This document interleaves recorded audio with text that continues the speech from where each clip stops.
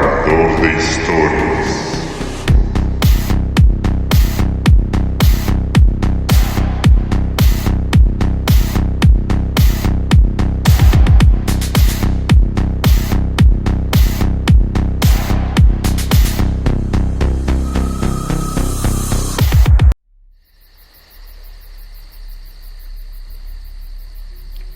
Bienvenidos mis fieles narraescuchas, que noche tras noche regresan a este espacio donde las sombras se vuelven palabra, y a quienes han llegado por primera vez les invito a no escuchar con oídos distraídos, porque aquí no contamos historias, las despertamos. Este lugar no obedece a la lógica ni a la razón. Aquí lo real y lo imposible se entrelazan como un susurro que no pide permiso para entrar en la mente. Esta noche abrimos un sendero distinto, uno marcado con símbolos antiguos, donde lo sagrado y lo maldito se confunden en un mismo respiro. Las crónicas más viejas hablan de seres que fueron creados en gloria, vestidos de luz, pero que por su orgullo fueron desterrados, ángeles caídos, condenados a vagar entre el cielo perdido y la tierra que nunca los aceptó. Sus nombres se ocultan en grimorios, en relatos prohibidos, en testimonios que aún hoy estremecen a quienes los escuchan. Esta noche, juntos caminaremos por 5 relatos, 5 voces que aseguran haber sentido su presencia, haber visto el reflejo de lo que una vez fue divino y que ahora carga cadenas de condena. Abran sus sentidos, porque estas historias no solo se escuchan, se invocan. Quien decida seguir escuchando, que lo haga con cuidado, pues algunos aseguran que, al mencionar a los caídos, ellos se acercan para recordar que aún existen y que siguen buscando a quien prestarles oído. Comenzamos. El visitante de la habitación. Clara tenía apenas 7 años cuando lo sintió por primera vez. Una sensación helada que recorría su espalda mientras se arropaba hasta el cuello en su pequeña cama de madera. No era miedo común, no era la imaginación de una niña, era otra cosa. Esa noche, como muchas otras, su madre pensó que simplemente había tenido una pesadilla. Le acarició la frente, le cantó una canción y cerró la puerta. Pero cuando la habitación quedó en obscuras, Clara lo supo. Ya no estaba sola. Años después, Clara recordaba perfectamente el peso invisible sobre su pecho, las lágrimas cayendo sin entender por qué, y lo más aterrador, en ese momento en que escuchó su propio nombre, pero pronunciado con una voz que no era humana, el tiempo pasó. La niñez dio paso a una adolescencia en silencio, y aquella presencia, aunque distante, nunca la abandonó. A los 26 años, Clara se mudó a una vieja casa colonial compartida con un amigo de universidad, Gabriel. Ambos trabajaban en el mismo centro cultural. La casa era grande, antigua, con pisos de madera que gemían con cada paso, pero Clara extrañamente se sintió como en casa, hasta que volvió a suceder. El reloj marcaba las 3 a.m. Una madrugada. Ella dormía. Clara se despertó abruptamente, no por un ruido, ni por una pesadilla, sino por una sensación. La misma sensación de niña. Opresión en el pecho, angustia sin forma, un terror sin causa. Se incorporó lentamente y ahí estaba. Una figura al pie de la cama, negra, densa, no tenía rostro, pero Clara sentía cómo la miraba. Intentó gritar, no pudo. Intentó moverse, estaba paralizada. Solo podía respirar y orar. Entonces, sin saber por qué, pronunció una palabra: Jesús. Y cuando una explosión sin sonido La sombra se replegó hacia atrás como si hubiera sido quemada por algo invisible, y entonces desapareció. Clara encendió la luz temblando, lloró por horas, no le contó nunca a nadie hasta una semana después. Estaba desayunando con Gabriel, su compañero de casa, cuando entre risas por una noche de insomnio él le mencionó: «No vas a creer lo loco que fue. Soñé que alguien me miraba desde la puerta de mi habitación. Era como una sombra, pero no era un sueño. ¿Verdad?». Clara se quedó en silencio. Gabriel la miró pálido. «¿A ti también te pasó?». Y ahí fue cuando se dijeron todo. Ambos habían sentido a esa cosa. Gabriel incluso recordaba haber visto a la sombra alejarse cuando encendía una vela. Pero lo más importante fue lo que descubrieron después. Buscando respuestas, encontraron relatos similares: sombras nocturnas, parálisis del sueño, presencias que se disolvían al mencionar el nombre de Jesús. Algunos expertos lo llamaban experiencia demoníaca dormitiva, otros simplemente parálisis del sueño. Pero una corriente distinta lo denominaba por otro nombre: encuentro con un ángel caído. Seres expulsados, relegados a la oscuridad, condenados a vagar entre lo sagrado y lo profano. Una noche decidieron enfrentar la situación. Colocaron cámaras, velas encendidas y dejaron una Biblia abierta en el centro del pasillo. A las 3:18 de la madrugada, la cámara del cuarto de Gabriel se apagó y al instante, él gritó con una voz que no era suya. Clara corrió y al entrar lo vio, elevado, suspendido unos centímetros sobre la cama, sus ojos en blancos y una figura oscura tras él como si lo abrazara desde la espalda. Clara no lo pensó, tomó la Biblia y la lanzó contra la figura. Gabriela cayó al suelo. La figura se evaporó en el aire y desde esa noche nunca más volvió a aparecer. Pero Clara y Gabriel, después de esa noche, jamás pudieron dormir tranquilos. El ángel del campo de batalla. En medio del caos, cuando el polvo obscurece la visión y el estruendo de la guerra consume hasta los pensamientos, hay momentos donde lo imposible se manifiesta. Esta historia no llega desde libros sagrados ni desde los relatos de profetas. Viene desde el polvo seco de Gaza, desde un campo marcado por la violencia, desde la voz temblorosa de un soldado que no debió haber sobrevivido. Su nombre era Hilas. Un joven de 28 años. Había visto más sangre de la que jamás imaginó. Había perdido a 2 compañeros en una sola semana y aún así no había llorado hasta esa noche.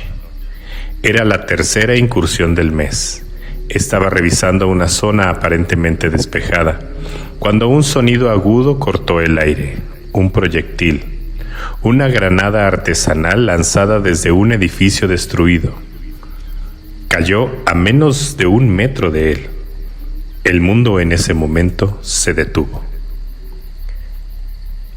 Hilas cerró los ojos, sintió el calor, el zumbido del tiempo y entonces un empujón fuerte, seco, brutal, como si alguien o algo lo hubiera lanzado con fuerza fuera del círculo de la muerte.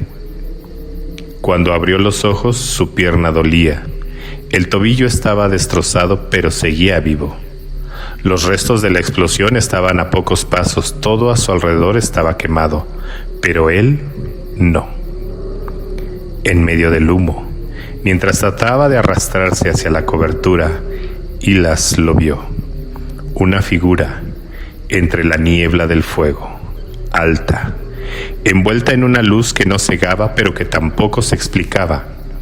No tenía rostro, solo una silueta, con alas que no batía sino flotaban con el viento, y unos ojos que no eran ojos. Hilas no supo si era un ángel o una alucinación causada por el trauma, pero la figura le extendió una mano y luego se desvaneció. Lo rescataron horas después. Los médicos no entendían cómo había sobrevivido con tan pocas heridas. Uno incluso dijo: estuviste exactamente donde cayó la explosión. Es como si alguien te hubiera arrancado de ahí por la fuerza. Hilas no respondió, solo lloró. Y esa fue la primera vez desde que empezó la guerra que lo hizo. Estuvo 3 semanas en recuperación. Durante ese tiempo algo cambió en él. Comenzó a orar, no por miedo, sino por gratitud. Sentía una presencia constante, una energía cálida cuando cerraba los ojos, un susurro sin voz que lo acompañaba al dormir. Decía que al cerrar los ojos veía una luz tenue y que cada vez que estaba a punto de entrar en el sueño profundo, esa figura luminosa lo observaba desde un rincón de la habitación. Nunca habló, nunca volvió a tocarlo, solo estaba ahí vigilando. Hilas dice que ya no tiene miedo a la muerte, no porque no crea en ella, sino porque ahora cree que no estamos solos, ni en los momentos más oscuros, ni en los campos más manchados de sangre. ¿Fue un ángel? ¿Una manifestación divina? ¿O simplemente la mente humana tratando de encontrar sentido en el horror? Sea lo que sea, aquel ser luminoso quedó grabado en el corazón de un soldado. Y a veces eso es todo lo que necesitamos, una señal de que alguien vela por nosotros. El entrevistado de la oscuridad. Algunas historias comienzan con un grito, pero hay algunas que inician con un susurro, pequeño, imperceptible, como el roce de una pluma en la nuca durante la noche, y cuando uno se da cuenta, ya es demasiado tarde. El hombre se llama Elías, tiene 42 años, y durante mucho tiempo vivió con una presencia que nadie más veía. Su historia fue compartida en una entrevista privada grabada en una sala sin ventanas con apenas una lámpara encendida. No aceptó ser filmado. Solo permitió que su voz quedara registrada, una voz temblorosa, como si las palabras le dolieran. Elías comentó que esto no comenzó como algo aterrador. Al principio, era solo una sombra. Elías vivía solo después de su divorcio. Se mudó a una pequeña casa antigua en las afueras. Tenía un trabajo de oficina, una rutina estable. Nada parecía fuera de lo común, hasta que notó que todas las noches a la misma hora, la temperatura de su habitación descendía bruscamente. Él miraba el termómetro y veía cómo bajaba a 20 grados, 17, 14, y en ese instante se escuchaba una risa.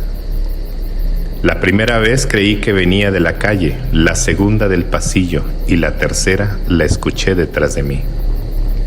Elías narró que al principio pensó que era su imaginación, el estrés, el insomnio, hasta que una noche despertó sin poder moverse. Sus ojos estaban abiertos, pero su cuerpo no respondía, y en el rincón de la habitación estaba él, una figura alta, encorvada, como hecha de humo denso, sin rostro, sin ojos, pero con una boca demasiado amplia que se abría y que emitía sonidos. Le hablaba en un idioma imposible, y sin embargo Elías lo entendía. Le ofreció conocimientos secretos, poder. Le hablaba de sus enemigos, de su exesposa, de su jefe, de las cosas que podía hacer si tan solo lo aceptaba. No me obligaba, me tentaba, como si supiera exactamente qué quería oír, como si llevara años observándome. Pasaron semanas. Elías dejó de dormir, se volvió paranoico, instaló cámaras, micrófonos y crucifijos. Nada funcionaba porque la figura no venía del exterior, venía del umbral entre la mente y el alma. Una noche Elías cometió un error fatal. Le habló. Lo llamó por un nombre que no recordaba haber conocido y la figura le respondió: «Ahora me has reconocido, ahora soy parte de ti». Elías narró que eso fue lo que le contestó. Desde ese momento todo cambió. Elías no solo lo veía en sueños, comenzó a oírlo en medio de conversaciones mientras comía. Mientras se miraba al espejo, sus pensamientos ya no eran solo suyos y los susurros eran más nítidos. Una noche me pidió algo terrible y estuve a punto de hacerlo. Elías nunca explicó qué era exactamente o a qué se refería. Solo dijo que en el último instante tomó una decisión, cayó de rodillas y oró.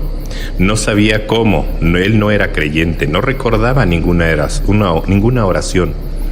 Solo dijo un nombre, una y otra vez, Jesús. La figura gritó, pero no con rabia, con frustración, con odio puro, y desapareció. Desde entonces Elías no lo ha vuelto a ver, pero aún teme cerrar los ojos porque, según sus palabras, las puertas que se abren en la oscuridad no siempre se cierran del todo. El guardián de la carretera. Mateo conducía solo de regreso a casa después de un viaje de trabajo. La carretera interestatal estaba casi vacía, iluminada solo por la luna y los faros de su auto. Habían pasado 3 horas sin ver un alma hasta que lo vio. A un costado del camino, un hombre alto, demasiado alto, con un abrigo oscuro que parecía ondear sin viento alguno. Mateo bajó la velocidad y al pasar junto a él, el hombre giró la cabeza y sus ojos eran como carbones encendidos. No reflejaban la luz, la devoraban. Mateo juró que lo vio sonreír, una sonrisa que no era humana. De pronto, algo pesado cayó sobre el coche, el volante se sacudió, las luces titilaron. Mateo perdió el control, giró con fuerza y logró frenar a unos pocos metros de un barranco. Cuando salió temblando, el camino estaba vacío, no había nadie, ni huellas ni rastro. Solo un olor a azufre y la marca de una mano quemada en el cofre de su auto. Al día siguiente, los mecánicos, que jamás habían visto una corrosión así, como si algo hubiera comido el metal en segundos. Mateo nunca volvió a manejar de noche ni a pasar por esa carretera, porque entendió que aquel hombre en la carretera no era humano, era un ángel caído esperando que alguien lo dejara entrar. El monje sin rostro. Lucía estudiaba historia del arte. Como parte de su investigación, viajó a España para recorrer antiguos monasterios abandonados. Unos de ellos estaban en ruinas a las afueras de Salamanca. Al caer la tarde, mientras revisaba viejos murales desgastados, escuchó un rezo, un murmullo bajo, constante, repetitivo. Pensó que quizás había algún sacerdote o guardia, pero al doblar el pasillo lo vio. Un monje encapuchado de hábito oscuro avanzaba lentamente sin que sus pies tocaran el suelo. Lucía se quedó inmóvil. El monje giró hacia ella y bajo la capucha no había rostro, solo un vacío negro del que emergieron susurros en lenguas que ella jamás había escuchado. Lucía cayó de rodillas, sintió un peso invisible sobre su espalda, como si ese vacío quisiera absorberla. Entonces recordó lo que su abuela le había dicho alguna vez: cuando lo sagrado se oscurece, pronuncia la luz. Lucía, entre lágrimas, comenzó a rezar el Padre Nuestro. La figura se agitó, retrocediendo, como si las palabras fueran fuego, hasta que desapareció entre humo y un chillido que no parecía de este mundo. Al salir, las paredes del pasillo estaban cubiertas de marcas de garras. Nadie le creyó, pero Lucía nunca volvió a investigar sola. Ella está convencida de que lo que vio no era un fantasma, era algo más, un ángel caído disfrazado con los restos de lo sagrado. 5 historias, 5 ecos de lo prohibido. Testimonios de quienes aseguran haber visto el resplandor marchito de los que alguna vez fueron mensajeros celestiales. Algunos los llaman demonios, otros simplemente sombras. Pero para quienes los han sentido, no hay duda, eran ángeles caídos.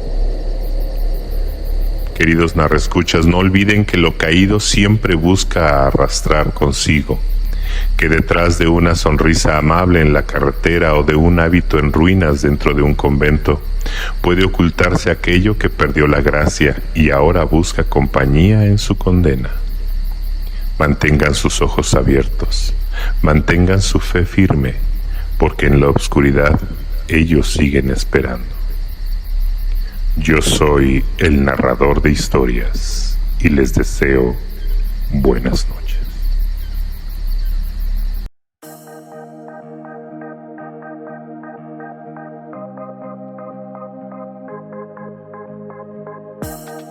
Espero que hayas disfrutado esta historia tanto como yo al contártela.